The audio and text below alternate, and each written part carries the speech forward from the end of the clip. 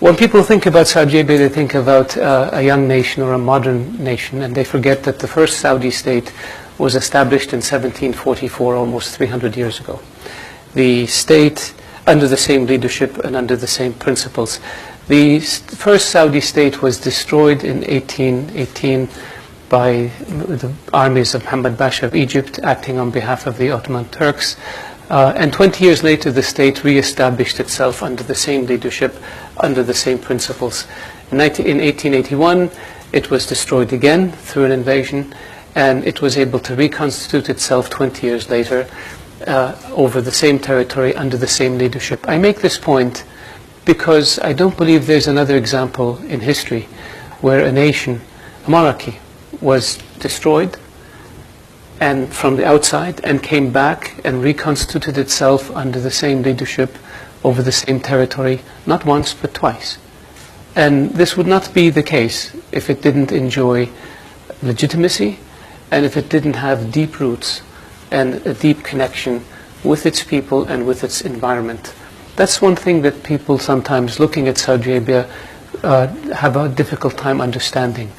The Kingdom of Saudi Arabia is a country that's united. It's a country that's pragmatic. It's a country that has a sense of proportion and balance.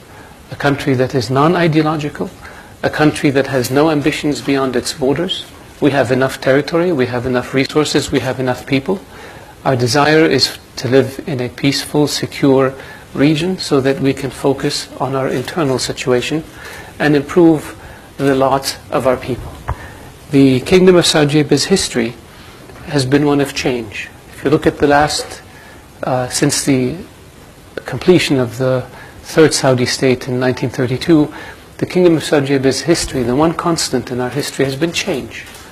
And this is another area that people, I believe, fail to fully appreciate. They think of Saudi Arabia as a conservative country that's not susceptible to change. Well, that's wrong. We had life expectancy rates of my father's generation was 37 years old. My younger sister's generation, 70 years. Doubled in one generation. Literacy rates in Saudi Arabia, or illiteracy rates, were 95% during my father's generation. During my younger sister's generation, 100%. In one generation, we abolished illiteracy. Education for women, which was non-existent in 1960, today 55% of college students in my country are women. Huge change. 70 years ago, we were a tribal nation with simple infrastructure. Today, we're a modern nation with a very modern infrastructure. So that's change. We built institutions, the Consultative Council, in the early 90s, 60 members, today 150 members, 30 of them are women. That's change.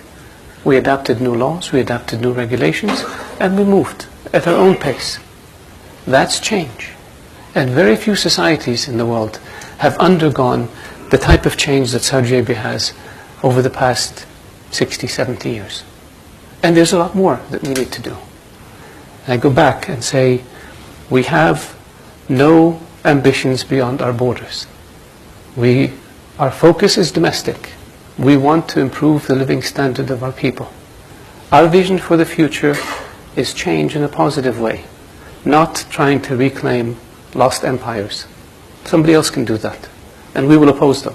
But our objective is to improve the quality of life for our citizens, empower our young, give them the opportunity to pursue their dreams and their hopes and their ambitions, and in the process make us a much stronger, much more vibrant, much richer nation that can deal with the challenges surrounding us. That's who we are. When I look at the issue of